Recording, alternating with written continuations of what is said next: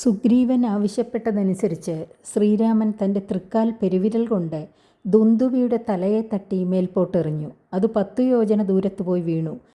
ഇതുകണ്ട് സുഗ്രീവൻ സന്തുഷ്ടനായി. മന്ത്രിമാർ വിസ്മയാധീനരായി ശ്രീരാമനെ പ്രശംസിച്ചുകൊണ്ട് തൊഴുതു നിന്നു. സുഗ്രീവൻ വീണ്ടും പറഞ്ഞു, രാജാവേ, ബാലി മൽപ്പിടുത്തത്തിന് ഉപയോഗിച്ചിരുന്ന 7 കരിമ്പനകളാണിവ. ദേവേന്ദ്രപുത്രനായ ബാലി ഈ 7 കരിമ്പനകളും പിടിച്ചു കുലുക്കുമ്പോൾ ഇവയുടെ ഇലകളെല്ലാം കൊഴിഞ്ഞുപോകും. വട്ടത്തിൽ നിൽക്കുന്ന ഇവയെ ഒരൊറ്റ അമ്പുകൊണ്ട് വീഴ്ത്തുന്നവന് ബാലിയെ വധിക്കുവാൻ കഴിയും. സുഗ്രീവൻ പറഞ്ഞത് കേട്ട് ശ്രീരാമൻ വില്ലെടുത്ത് കുഴിയെ കുലച്ച് ഒരു ബാണം തൊടുത്തുവിട്ടു. ആ ബാണം 7 കരിമ്പനകളെയും പിളർന്ന ശേഷം പർവ്വതത്തെയും ഭൂമിയെയും ഭേദിച്ചിട്ട് ജ്വലിച്ചുകൊണ്ട് തന്നെ ആവനാഴിയിൽ തിരിച്ചു വന്നെത്തി. ഇത് കണ്ട് വിസ്മയഭരിതനായ സുഗ്രീവൻ സസ്മിതം ശ്രീരാമനെ കൈകൂപ്പി തൊഴുതുകൊണ്ട് ഇപ്രകാരം സ്തുതിച്ചു. സാക്ഷാൽ ജഗന്നാഥനാം പരമാത്മാവു സാക്ഷിഭൂതൻ നിൻ തിരുവടി നിർണയം. പണ്ടു ഞാൻ ചെയ്തൊരു പുണ്യബലോദയം കൊണ്ടു കാൺമാനും എനിക്കു യോഗം വന്നു. ജന്മമരണ നിവൃത്തി വരുത്തുവാൻ നിർമ്മലന്മാർ ഭജിക്കുന്നു ഭവൽപദം. മോക്ഷധനായ ഭവാനെ ലഭിക്കയാൽ മോക്ഷമൊഴിഞ്ഞപേക്ഷിക്കുന്നതില്ല ഞാൻ. പുത്രധാരാർത്ഥരാജ്യാദി സമസ്തവും വ്യർത്ഥമത്രേ തവ മായാവിരചിതം. ആകയാൽ മേ മഹാദേവദേവേശ മറ്റാകാംക്ഷയില്ല ലോകേശ പ്രസീദമേ. വ്യാപ്തമാനന്ദാനുഭൂതികരം പരം പ്രാപ്തോഹമാഹന്ത ഭാഗ്യബലോദയാൽ. മണ്ണിനായൂഴി കുഴിച്ച നേരം നിധി തന്നെ ലഭിച്ചതുപോലെ രഘുപതേ. ധർമ്മദാനവ്രത തീർത്ഥ തപക്രതു കർമ്മപൂർത്തിഷ്ട്യാദികൾ കൊണ്ടൊരുത്തനും വന്നുകൂടാ ബഹു സംസാരനാശനം. നിർണയം തൊൽപാദ ഭക്തി കൊണ്ടെന്നിയേ.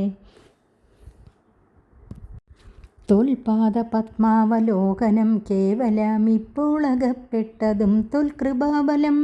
യാതൊരുത്തന്നു ചിത്തം നിന്തിരുവടി പാദാംബുജത്തിലിളകാതുറയ്ക്കുന്നു. കാൽക്ഷണം പോലുമെന്നാകിലവൻ തനിക്കൊക്കെ നീങ്ങിടുമജ്ഞാനമനർത്ഥതം. ചിത്തം ഭവാങ്കലുറയ്ക്കയാലു മതി ഭക്തിയോടെ രാമരാമേതി സാദരം. ചൊല്ലുന്നവന്നു ദുരിതങ്ങൾ വേരറ്റു നല്ലനായേറ്റം വിശുദ്ധനാം നിർണയം. മദ്യപനെങ്കിലും ബ്രഹ്മജ്ഞനെങ്കിലും സദ്യോ വിമുക്തനാം നാമജപത്തിനാൽ. ശത്രുജയത്തിലും ദാരസുഖത്തിലും ചിത്തേയൊരാഗ്രഹമില്ലെനിക്കേതുമേ. ഭക്തി ഒഴിഞ്ഞു മറ്റൊന്നുമേ വേണ്ടിയില്ല മുക്തി വരുവാൻ മുകുന്ദ ദയാനിധേ. തൊൽപാദ ഭക്തിമാർഗോപദേശം കൊണ്ടു മൽപാപമുൽപാടയത്രിലോകീപതേ.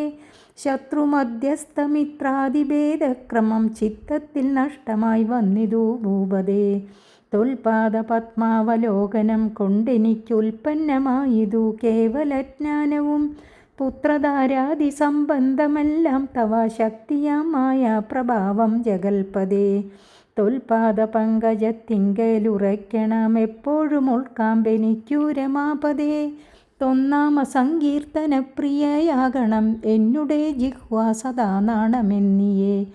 ത്വച്ചരുണാംബോരുഹങ്ങളിലെപ്പോഴും അർച്ചനം ചെയ്യായി വരുക കരങ്ങളാൽ. നിന്നുടെ ചാരുരൂപങ്ങൾ കാണായി വരികെന്നുടെ കണ്ണുകൾ കൊണ്ടു നിരന്തരം. കർണങ്ങൾ കൊണ്ടു കേൾക്കായി വരണം സദാ നിന്നുടെ ചാരുചരിതം ധരാപതേ. മച്ചരണദ്വയം സഞ്ചരിച്ചിടണം അച്യുതക്ഷേത്രങ്ങൾ തോറും രഘുപതേ. തൊൽപാദപാംസു തീർത്ഥങ്ങളേൽക്കാകണം എപ്പോഴും അംഗങ്ങൾ കൊണ്ടു ജഗൽപതേ.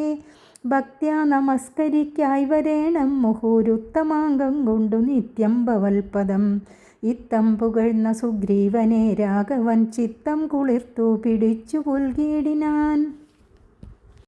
സുഗ്രീവൻ സ്തുതിക്കുകയാണ്. പണ്ടു ഞാൻ ചെയ്ത പുണ്യത്തിൻ്റെ ഫലമായിട്ടാണ് സാക്ഷാൽ ജഗത്പതിയും പരമാത്മാവുമായ അങ്ങയെ കാണുവാനുള്ള യോഗം എനിക്കുണ്ടായത്. മോക്ഷം ലഭിക്കുന്നതിനായി നിർമ്മലന്മാർ അങ്ങയുടെ പാതാരവിന്ദങ്ങളെ ഭജിക്കുന്നു. മോക്ഷപ്രദനായ അങ്ങയെ എനിക്ക് ലഭിച്ചതിനാൽ മോക്ഷമല്ലാതെ മറ്റൊന്നും ഞാൻ ആവശ്യപ്പെടുന്നില്ല. അങ്ങയുടെ മായയാൽ രചിക്കപ്പെടുന്ന പുത്രൻ, ഭാര്യ, ധനം, രാജ്യം തുടങ്ങിയവ നിഷ്ഫലവുമാണ്. അതുകൊണ്ട് ദേവേശ എന്നിൽ പ്രസാദിക്കണേ. മണ്ണിനു വേണ്ടി ഭൂമി കുഴിച്ചപ്പോൾ നിധി ലഭിച്ചതുപോലെ ഭാഗ്യം കൊണ്ട് ആനന്ദാനുഭൂതി ഉളവാക്കുന്ന സർവ്വവ്യാപിയായ പരമാത്മാവിനെ തന്നെ എനിക്കിന്ന് പ്രാപിക്കാൻ കഴിഞ്ഞു. ധർമ്മം, ദാനം, വ്രതാനുഷ്ഠാനം, തീർത്ഥസ്നാനം, തപസ്, യാഗം, സത്കർമ്മങ്ങൾ തുടങ്ങിയവ കൊണ്ട് ജീവിത ക്ലേശങ്ങളെല്ലാം ഒഴിവാക്കാൻ കഴിയുകയില്ല.